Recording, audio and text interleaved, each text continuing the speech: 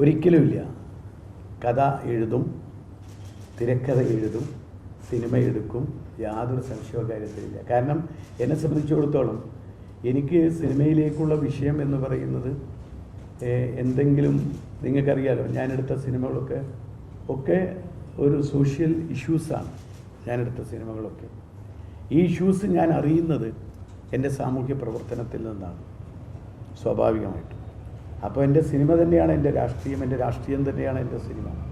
അതുകൊണ്ട് സിനിമയും രാഷ്ട്രീയം എനിക്ക് ഒരുമിച്ച് കൊണ്ടുപോകുന്നതിന് വലിയ പ്രയാസം ഉണ്ടാവുമെന്ന് എനിക്ക് തോന്നുന്നില്ല. ഈ നഗരസഭാ ചെയർമാനും പഞ്ചായത്ത് പ്രസിഡന്റൊക്കെ ആയ സമയത്ത് ശ്രദ്ധ ആകർഷിക്കുന്ന പല പദ്ധതികളും കൊണ്ടുവന്നിട്ടുണ്ട്. അങ്ങനെ വ്യത്യസ്തമായ എന്തെങ്കിലും നിലവിൽ ആരംഭിക്കാൻ മനസ്സിലുണ്ട്? അതായത് ആഗ്രഹം ഒട്ടേറെ ഉണ്ട്. ഞാൻ നിങ്ങളോട് പങ്കുവെച്ചു എൻ്റെ ആഗ്രഹങ്ങൾ. പക്ഷേ ഒരു പഞ്ചായത്ത് പ്രസിഡന്റിൻ്റെ അധികാരം MLAക്കില്ല. പഞ്ചായത്ത് പ്രസിഡന്റ് എന്ത് ചെയ്യണമെന്ന് ബോർഡിന് തീരുമാനിച്ച് പ്രവർത്തിക്കാം, പദ്ധതി ഉണ്ടാക്കാം, പദ്ധതി നടപ്പാക്കാം, അതിന് ഫണ്ട് അലോട്ട് ചെയ്യാം, എല്ലാം ചെയ്യാം. ഒരു MLA സംബന്ധിച്ചിടത്തോളം അങ്ങനെ കഴിയില്ല. സർക്കാരിൻ്റെ പിന്തുണ വേണം. സർക്കാരിൻ്റെ പിന്തുണയോടുകൂടി ഒരു നല്ല നിയോജക മണ്ഡലമായി മാറാൻ നിലമ്പൂർ അതിൻ്റെ യശസ് ഉയർത്തിപ്പിടിക്കാൻ എന്തൊക്കെ പ്രവർത്തനങ്ങൾ ചെയ്യാൻ പറ്റുമോ അതിനൊക്കെ നേതൃത്വം കൊടുക്കും, ഒരു സംശയവും വേണ്ട.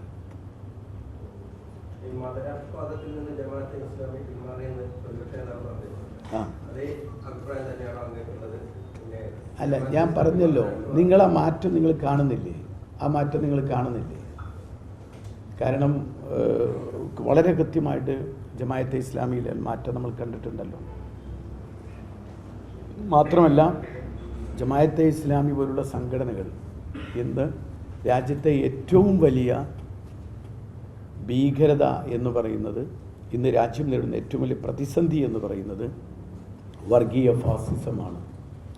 ആ വർഗീയ ഫാസിസത്തിന് നേതൃത്വം കൊടുക്കുന്നത് ഒരു സർക്കാർ തന്നെ, ഭരിക്കുന്ന ഒരു ഭരണകൂടം തന്നെ അതിന് നേതൃത്വം കൊടുക്കുമ്പോൾ, വിദ്വേഷ പ്രചരണത്തിന് അതിന് വേണ്ട പരിസരം ഒരുക്കി കൊടുക്കുമ്പോൾ, അത് വാസ്തവത്തിൽ ഏറ്റവും വലിയ പ്രശ്നം രാജ്യത്തതാണ്. അപ്പോൾ അതുകൊണ്ട് തന്നെ അതിനെ നേരിടാൻ എല്ലാവരും ഒരുമിച്ച് നിൽക്കുക എന്ന ഒരു മുദ്രാവാക്യം മുന്നോട്ട് വയ്ക്കുമ്പോൾ അതുമായി ഒരിക്കലും നിസ്സഹകരിക്കുന്നത് ശരിയല്ല എന്ന നിലപാടാണ് ഇന്ത്യ മുന്നണിക്കുള്ളത്. അതിൻ്റെ ഭാഗം കൂടി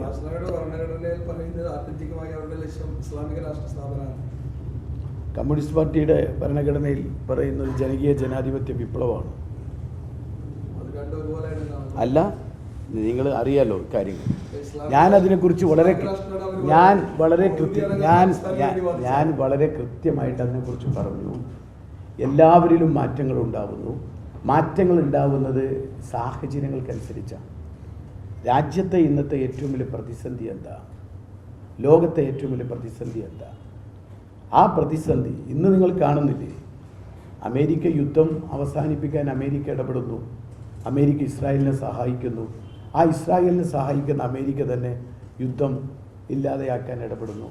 ലോക പോലീസ് ഒരു ഭാഗത്ത്, ഇന്ത്യ രാജ്യത്താണെങ്കിൽ ഇന്ന് വിദ്വേഷ പ്രചരണം നിലനിർത്താൻ വേണ്ടി ബോധപൂർവമായി മനുഷ്യനെ വിഭജിക്കാൻ വേണ്ടി ബോധപൂർവമായി ശ്രമിക്കുന്ന, അതിനൊത്താശ ചെയ്യുന്ന ഒരു ഭരണ പരിസരം ഒരുക്കി കൊടുക്കുന്നു. ലോകത്തെ ഈ രണ്ട് ഭീഷണിയാണ്. അതിനപ്പുറത്തല്ല മറ്റൊന്നും, യാതൊരു സംശയവും കാര്യത്തില്ല. നേരത്തെ സാഹചര്യം ഇന്ത്യയിൽ അതായിരുന്നില്ല. ഇന്ത്യയിൽ ഒരു ജനാധിപത്യ ഗവൺമെൻറ് ഉണ്ടായിരുന്നു.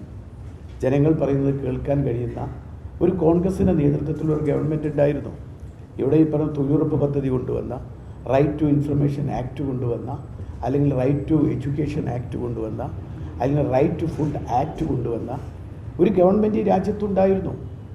അന്നത്തെ രാജ്യത്തിൻ്റെ സാഹചര്യം ഇന്ത്യയിലെ സാഹചര്യമല്ല ഇന്നത്തെ ഇന്ത്യയിലെ സാഹചര്യം. സാഹചര്യങ്ങൾക്കനുസരിച്ച് രാജ്യത്തെ ഏറ്റവും നേരിടുന്ന ആ ഭീഷണിയെ പ്രതിരോധിക്കാൻ എന്ത് നിലപാടുകൾ എടുക്കുന്നു എന്നതാണ്. അവിടെയാണ് നിലപാടുകൾ എപ്പോഴും നമ്മുടെ സാഹചര്യങ്ങൾക്കനുസരിച്ചായിരിക്കും നിലപാടുകൾ എടുക്കേണ്ടി വരും.